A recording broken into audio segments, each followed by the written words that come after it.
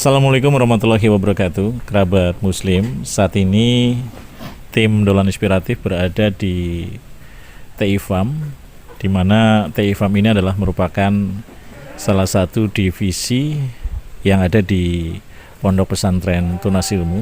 Jadi memang di Pondok Pesantren Tunas Ilmu ini ada beberapa divisi, ya, baik divisi usaha dan divisi media. Dan salah satunya adalah TI Farm. Dan kami hari ini akan menyajikan ke kerabat muslim, tentu saja pendengar Radio Insani FM Purbalingga dan penonton di YouTube channel Radio Insani. Karena barangkali ada di antara kerabat muslim yang ingin tahu sebenarnya apa sih kegiatan dan aktivitas di TI Farm ini dan ada apa di TI Farm ini. Maka dari itu akan kami sajikan untuk kerabat muslim dan Anda semuanya. Dan sekarang kita akan langsung saja mengajak ngobrol untuk pimpinan divisi TI Farm ini, tentu saja di Dolan Inspiratif Radio Insani FM Purbalingga. Dolan Inspiratif. Assalamualaikum warahmatullahi wabarakatuh, Mas Mingan. Waalaikumsalam warahmatullahi wabarakatuh. Sehat ya Mas ya? Alhamdulillah Pak Hilmi, sehat. Gimana, Mas Mingan, ini kami kepengen tahu nih, sebenarnya untuk TI Farm sendiri ini apa sih Mas? TI Farm adalah salah satu divisi usaha yang dimiliki oleh Pondok Tunas Ilmu. Dalam hal ini TI Farm membawahi atau mengelola bidang usaha yaitu perkebunan yang pertama, yang kedua adalah peternakan yaitu peternakan kambing, dalam ini domba, dan yang ketiga adalah perikanan. Untuk perkebunan kami alhamdulillah ada perkebunan jambu kristal dan perkebunan alpukat, dan alhamdulillah untuk alpukat mulai tahun ini kita sudah mulai berbuah dan mudah-mudahan diharapkan tahun-tahun kedepannya akan semakin berbuah banyak. Dan untuk pertaniannya, untuk perkebunan yaitu sayur mayur, kita mengolah sayur yaitu kangkung dan bayam, yang itu kita tanam di media tanah. Dan yang untuk yang media hidroponik itu kita tanam juga untuk tanaman sayur sejenis pakcong, selada air, dan kangkung, dan ada yang lainnya. Mungkin dari TI Farm yang kami kelola mungkin itu. Masya Allah, jadi ternyata ada beberapa juga ya aktivitas dan kegiatan di sini. Tadi ada peternakan kambing, kemudian perkebunan, kemudian pertanian. Mungkin bisa dijelaskan sebenarnya dari tiga bagian ini digarap oleh sama-sama atau ada penanggung jawabnya masing-masing? Terima kasih Pak Helmi. Jadi di Tunas Ilmu Farm ini kami di masing-masing bagian ada penanggung jawab sendiri-sendiri. Jadi di perkebunan kayak di kebun alpukat itu ada penanggung jawab sendiri, dalam hal ini adalah Ustadz Sayadin. Untuk di perkebunan jambu kristal itu ada sendiri dibawahi oleh Ustadz Rizky, dan untuk di hidroponik itu ditanggung jawabi oleh Ahnas Sa'i, dan saya sendiri dalam hal ini seringnya untuk di peternakan kambing, karena di peternakan kambing ini membutuhkan waktu yang fleksibel. Dalam hal ini tidak mesti kita setelah pulang dari aktivitas di Tunas Ilmu Farm itu kita nggak langsung pulang, mungkin malam kita kembali lagi atau sore untuk membersihkan kandang kambing, untuk memberi makan kambing, dan untuk melihat kesehatan kambing tersebut, apakah kambing tersebut dalam keadaan sehat atau dalam keadaan sakit. Biasanya kita kalau secara rutin kita teliti atau kita pantau, itu kita akan mengetahui. Dan untuk menangani, seandainya kalau ada yang sakit satu, itu segera kita tangani, karena dikhawatirkan kalau dibiarkan itu akan menularkan kepada kambing-kambing yang lainnya.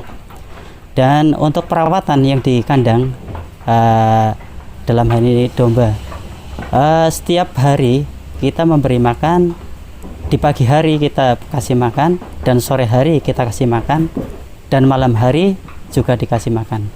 Untuk memberi makan kambing di waktu malam hari itu lebih banyak, dan kita tambah dengan nutrisi lain.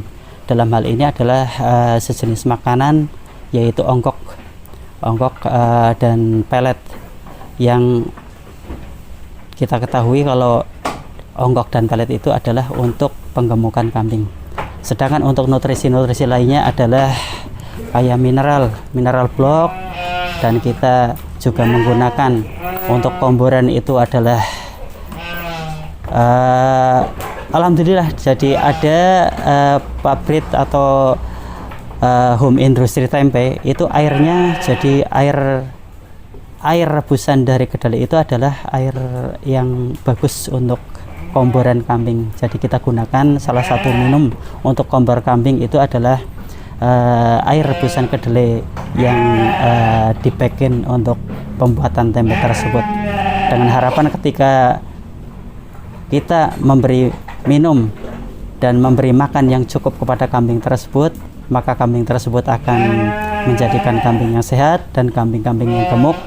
Dan mudah-mudahan ketika kambing-kambing tersebut sehat dan anaknya yang kita harapkan nanti keluar juga sehat, dan ketika masa atau untuk perputaran untuk melahirkan itu sekitar 6 bulan, dan setelah melahirkan selama kurang lebih 2 bulan kita kawinkan lagi, itu sudah siap, dan perputaran tersebut akan rutin untuk kambing tersebut kita lakukan yang kita harapkan sebagai kambing peranakan atau kambing breeding.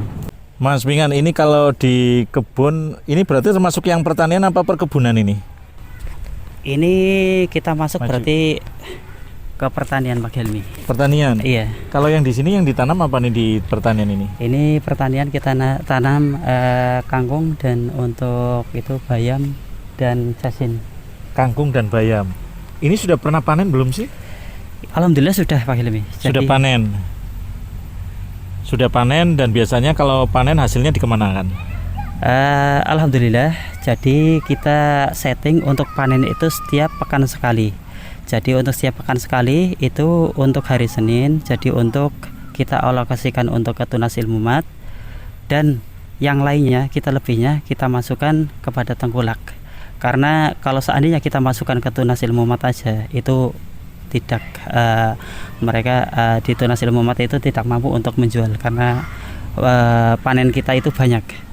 Mungkin bisa nyampe sekali panen itu di atas 60 atau 70 ikat. Jadi kalau seandainya ke Tunas Ilmu Mat itu sudah masuk sekitar 30 atau 40 ya sudah, dan lebihnya itu kita masukkan ke tengkulak yang biasa jualan di pasar. Lah ini kenapa pilihannya kangkung dan bayam? Apakah karena jarak panennya yang kemudian sebentar atau seperti apa, Mas? Ya betul, Pak Hilmi. Jadi kangkung dan bayam itu jarak panennya itu relatif cepat. Jadi kalau kangkung dan bayam itu sekitar 20 sampai 25 hari itu bisa kita panen. Makanya kita setting untuk setiap pekan itu bisa panen. Itu kita setting untuk 4 bong. 4 bong itu kita setting untuk 1 kali panen, dan yang lainnya itu pekan ke depannya, dan lainnya terus muter rotasi kayak gitu. Dan di sini termasuk tanah yang subur atau memang harus diolah dulu sih tanahnya, Mas? Alhamdulillah di sini termasuknya kita mengolah dari nol. Jadi itu di sini bagian sebelah sana itu mungkin tadinya banyakkan batu, entah itu tadinya sungai atau apa, kita nggak tahu. Tapi alhamdulillah dengan kita olah, dengan kita perbanyak pupuk dari kandang kita, ini alhamdulillah sekarang sudah subur. Dan alhamdulillah untuk bayam memang kita berani untuk 100% katakan organik karena tidak memakai kimia. Tapi kalau untuk kangkung alhamdulillah kita masih memakai semi organik karena kita masih menjual juga di luar. Jadi untuk hasil yang diinginkan oleh pasaran ya kita mengikuti untuk apa yang diinginkan oleh pasaran tersebut, Pak Hilmi. Mas Mingan, sekarang kita berpindah ke tanaman buah-buahan ini ya, yang berarti termasuk perkebunan ya. Kalau tadi kan pertanian mungkin ya, kalau ini perkebunan, ini salah satunya ada alpokat. Ini kalau alpokat di sini nih di TI Farm sampai berapa pohon sih Mas?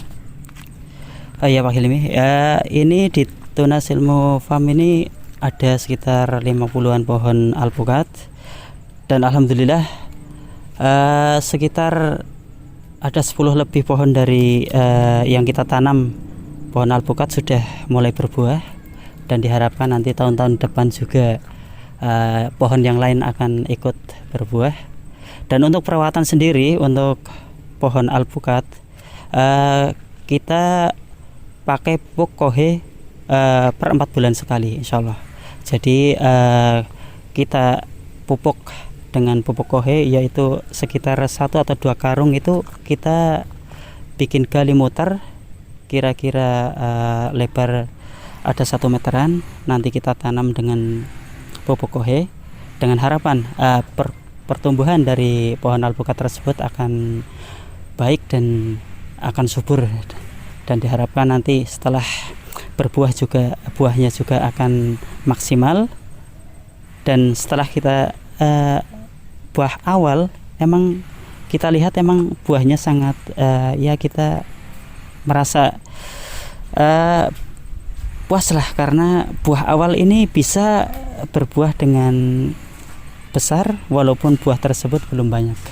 Dan kita harapkan nanti tahun-tahun depan juga akan berbuah seperti itu juga, kalau bisa malah lebih, dan berbuahnya juga kalau bisa akan berbuah banyak. Dan mudah-mudahan dengan itu Tunas Ilmu Farm itu nanti kedepannya akan menghasilkan dari perkebunan alpukat ini